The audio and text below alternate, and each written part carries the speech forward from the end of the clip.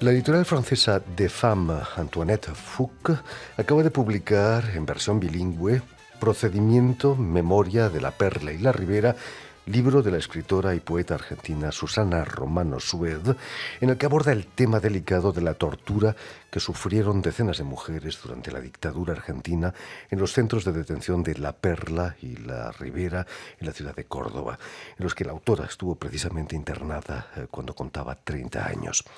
Y para hablarnos de esta traducción y de su trayectoria en el mundo de las letras, Susana Romano Sued ha sido tan amable de venir hasta nuestros estudios. Buenas tardes, Susana. Buenas tardes, muchas gracias por la recepción. Quería decir, el título de la novela en francés es Pour Mémoire, procedimiento, y me pareció un acierto muy grande porque en realidad se trata de testimonios de memoria de esa experiencia vivida por mí, por otras mujeres en esos campos de detención.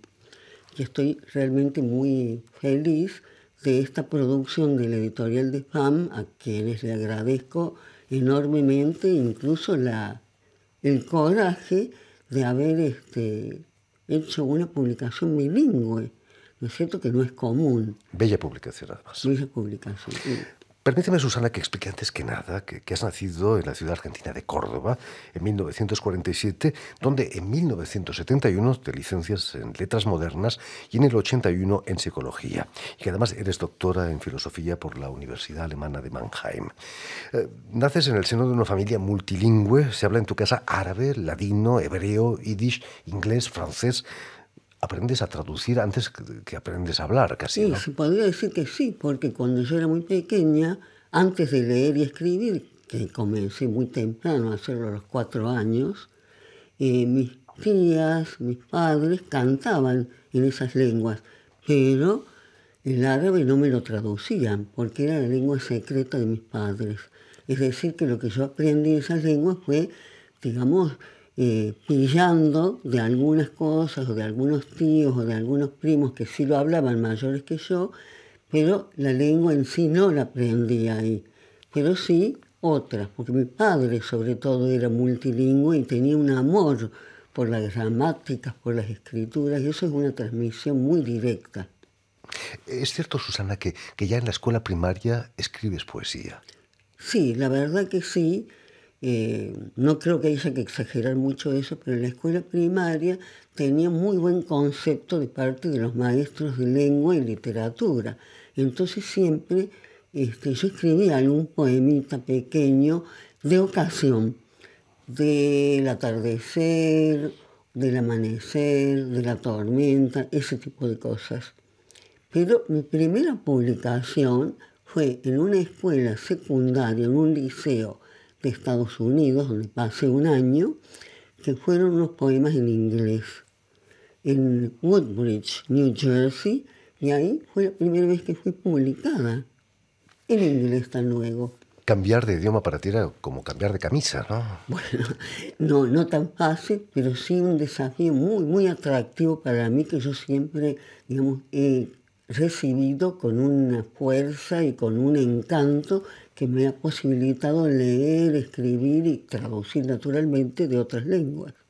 Susana, tu primer libro, Verdades como criptas, obtuvo un primer premio ya de entrada, pero tuvo más que un problema con la censura de la dictadura. Efectivamente. ¿Qué pasó con ese libro? Bueno, es una historia muy rara. Ese libro fue diseñado especialmente por un gran amigo pintor y diseñador y maquetista, Miguel de Lorenzi, que quiso hacer algo con el contenido que es la recopilación de 3 libros que comienzan a principios de los 70, y entonces él fue y escribió con una tiza en paredes de un barrio medio demolido y todo eso, y entonces hicimos hacer la tapa que la municipalidad, que era la que gestionaba el premio que tuve, que era el primer premio del primer concurso José Luis de Tejeda, el poeta más antiguo de América, que escribía parecido a Cervantes, digamos. Entonces, él hizo esa tapa y cuando estaba listo para entregarse el libro, me citan de la municipalidad, de la Secretaría de Cultura, para decirme que o bien cambio la tapa, o bien tengo que responder ante los los agentes de inteligencia de la dictadura por los contenidos del libro.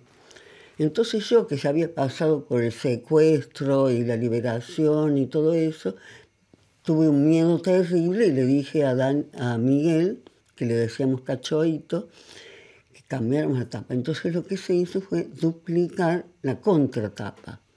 Y así el libro se publicó, pero con muchas restricciones, tardó muchísimo tiempo. Tuvimos que aceptar que hicieran muy pocos ejemplares, me dieron a mí 30, 35, y el dinero que me correspondía por el premio lo redujeron un tercio. Y el libro apareció pocos días antes de que yo emigrara a Alemania a exiliarme allá, porque en Argentina, a pesar de que haber sido liberada, recibía amenazas telefónicas, toda clase de a los militares no les gustaba que se dijeran verdades como criptas. No, es verdad. Es cierto que además se te prohibió toda actividad docente. Toda actividad, claro. Entonces me dedicaba a los negocios, es decir, con mi esposo teníamos ventas de bijouterie, no sé cómo se dice eso. Bisutería, sí. Bisutería, y nos dedicábamos a eso, al comercio, y nos reuníamos con un grupo muy pequeño de amigos y no hablábamos entre nosotros de la cuestión de la dictadura, que estaba protegida por un silencio general y miedo de hablar. Afortunadamente pudiste escaparte a Alemania. En Europa vas a contar lo que está pasando en Argentina, ¿no? Con esa intención nace el libro de poemas Males del Sur. Y no Exactamente. Males del Sur. Es un libro muy corto que tiene 6 o 7 poemas, uno de los cuales después ya en Democracia premió la Secretaría de Derechos Humanos, que se llama Males del Sur, que es una resonancia del libro de poemas de Pavese, Madre du Sud, pero yo quise a propósito referirme a eso, y está dedicado a Madres de Plaza de Mayo, a NN, al desaparecido, etc. Y es muy fuerte, algunos de cuyos poemas están disueltos en Pour-Mémoire. En definitiva, Procedimiento, Memoria de la Perla y la Ribera, Pour Mémoire en francés, nace de esa necesidad de contar, ¿no? de luchar contra el olvido. De lucha contra el olvido desde el primer momento de las dictaduras, porque no nos olvidemos que habíamos vivido una dictadura anterior, cuyo golpe fue en 1966, cuando yo recién ingresaba a la universidad. Entonces ya había prohibiciones, que no usar minifalda, que cortarse el pelo, que no pintar. Bueno, tuvimos así un breve periodo de democracia y después vino este nuevo golpe. Pero yo ya escribía cuestiones de mujeres que están en Verdades como Criptas, cuestiones de la memoria y cuestiones de las persecuciones dictatoriales. Es cierto, Susana, que la primera preocupación que tienes cuando te detienen es que poder escribir, poder recordar lo que te pasa. Porque, digamos, como había un blindaje en los medios y todo, y siempre, bueno, era muy católico este gobierno dictatorial y todo eso, era muy difícil obtener testimonios y que la gente contara. Entonces, una de las razones por las cuales me siguieron amenazando al salir fue que cuando me liberaron yo hice una lista con los nombres de las personas que estaban detenidas conmigo y no incluí mi nombre. Entonces, naturalmente, supieron que era yo. Entonces empezaron a aparecer carros de combate en la puerta de la casa de mis padres, donde yo estaba viviendo con mi pequeño hijo, y entonces fue terrorífico. Y en cierto sentido tenían razón los censores de la municipalidad cuando amenazaron Verdades como Criptas. En tu texto pones en práctica una cierta desarticulación, renuncias, como lo ha hecho Georges Perec en su libro La desaparición, con las es, tú lo haces con los artículos. Es también una especie de artilugio poético, ¿no? Exactamente, es una forma que usaron mucho los del grupo Oulipo, Œuvre de literature potentielle, ¿no? Entonces, por ejemplo, Perec hizo una novela que se llama La disparición, sin la letra A. Entonces yo seguí un poco ese consejo de la lectura y también de mi amigo Bernardo Schiavetta, que se ocupa mucho de la literatura a contrainte. de buscar, digamos, una reducción. En el caso de Perec era un lipograma, que es la caída de una letra. Entonces yo dije, bueno, la deshumanización, ¿cómo se puede representar? Sin nada que determine y sin nada que indetermine. Entonces la falta de los artículos presenta una ruptura con la identificación corpórea de nombre de los sujetos que son protagonistas del libro. Curiosamente, Perec perdió a su padre durante la guerra. Exacto. Y su madre murió en deportación. Exacto. Quizás sin que él lo supiera, quizás esa desaparición de sus padres le provocó hacer desaparecer la vocal. Después lo supo. Bueno, quiero decir también que se suma esto la situación de mi esposo, Mario Baumeister, que es cineasta, cuya familia paterna, salvo el padre, fue exterminado en Auschwitz. Entonces, este libro concentra también un discurso que representa, según mi intención, todas las desapariciones y todos los estados de genocidio del mundo de todas las épocas, principalmente del siglo XX. Susana Romano, ¿fue doloroso para ti el proceso de escritura? ¿O por el contrario fue una manera de exorcizar el pasado y cumplir con el deber de memoria? Me parece que todo justo. Por eso tardé 30 años en mostrar mi escrito, habiendo, digamos, recurrido a diversas formas, 20 versiones, mucha angustia, ¿no es cierto? Mientras tanto, la poesía venía en mi auxilio, porque yo seguía escribiendo poemas y poemas y poemas con textos sobre la memoria. Hasta que en 2006 logré este manuscrito que lo presenté a una editorial y salió en 2007 con la tapa rasgada, que yo quiero mostrar. Por supuesto. Tengo mi bolsita. Sí, aquí está. No, esto no es. Quizás ahí tienes la bolsa. Perdón por la interrupción. No, no te preocupes. Que te he traído de regalo. Esta es la tapa original con una pintura de Diana Dowek, que es prima mía, y es de una serie que hizo durante la dictadura que se llama Atrapado con salida, porque hay un agujero en la reja. Bella. Entonces, lo que te voy a pedir es que hagas este acto de rotura de la tapa. Bueno. A ver. Aquí no solemos hacerlo en este programa, pero completamente no. Ay. Completamente. Porque tiene dos tapas. Claro. Y esto es como una significación del desgarro que significa esa escritura y esa experiencia. Terrible. Puede ser tu señalador. Vamos a utilizarlo como señalador. Entre los personajes de este libro destaca una mujer que no la nombras, la llamas ella. Ella. Era una doctora, ¿no? Sí, en realidad era una doctora que vive ahora en Estados Unidos, pero además concentra no solo digamos, las condiciones, los valores subjetivos de ella misma, sino que yo la presento como una figura universal, consoladora, aliviadora de los dolores, compañera, acogedora, que finalmente es destruida también por la tortura, por la que llamamos la picana eléctrica, que no sé si sabes que es un invento argentino. La inventaron hace muchos años. Terrible. Para torturar. ¿Cuál fue el momento más duro en tu estancia en esos centros? El momento más duro son muchos, pero cada día que pasaba y no me mataban, no me trasladaban a la Perla, donde eran las ejecuciones que yo veía que llevaban y todo eso, yo decía, bueno, tengo un día más.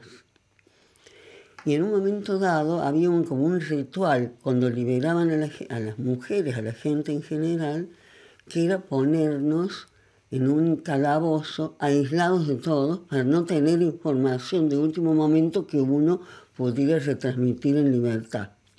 Entonces, una muchacha que es psicóloga, que es íntima amiga mía ahora, que nos hicimos amigas en el calabozo, nos llevaron como para liberarnos. Y de golpe la liberan a ella y a mí me vuelven. Entonces yo dije, bueno, ¿por qué? Porque, digamos, nunca declaré ningún nombre, salvo de algunos antiguos militantes de los años 60 que vivían en otros países, en México, ¿no? Para no comprometer a nadie. Entonces dije, debe haber saltado alguna información que me compromete y sobre la que yo no he dicho nada, entonces me retuvieron un mes más. Terrible. ¿Es cierto que os sacaban y para que tomaseis un café en una terraza? Y que alguien los reconocieran. Claro que la gente sí. te reconozca, para poder Para detenerlos. poder detenerlos, por ejemplo, nos llevaban a algunas casas de conocidos, supuestamente conocidos, entonces golpeaban la puerta, ellos miraban por la mirilla y como era un rostro conocido, abrían la puerta, entonces con los secuestradores detrás se llevaban a alguien de esa familia. Nos usaban como ¿cómo se dice? Sí, como appât se diría en francés, como cebo. Como cebo, exactamente. Terrible. ¿Qué significa, Susana, para ti, para la gran traductora que eres, que tu libro esté editado en francés y en versión bilingüe? Bueno, dos cosas. Primero, la traducción es maravillosa. Incluso hay partes que yo creo que son mejores que el original. Y eso se lo debo a Dominique Jacques y a Anne Charlotte, mis dos traductoras, con las que hemos trabajado juntas. Y lo otro es que, como yo soy teórica también de la traducción, pienso que eso da una oportunidad a comparar y a veces hasta renegar y criticar. Pero yo creo que cada traducción es una estación en el largo camino de los textos. Por eso yo llamo a la traducción, entre nombres que invento, diáspora de la escritura. Diáspora, nosotros ya sabemos que uno de los significados que tiene es que comunidades que hay en un lugar son obligadas por distintas razones a desplazarse, dispersarse en otro lugar donde muchas veces sostienen su lengua, sus historias, sus rituales. Y un significado etimológico griego que tiene también diáspora es diseminar y sembrar. Entonces, la diáspora de la escritura es la traducción que permite la sobrevivencia de la literatura fuera de sus fronteras históricas, geográficas y lingüísticas. En fin, pues ya lo saben, la editorial francesa de Femme, Antoinette Fouque, acaba de publicar en versión bilingüe Procedimiento, Memoria de la Perla y la Ribera, libro de la escritora y poeta argentina Susana Romano Sued. Muchísimas gracias, Susana, por haber estado aquí con nosotros, por supuesto. Lo que más quiero agradecer también es a ti por la invitación, a The Femme y a Venus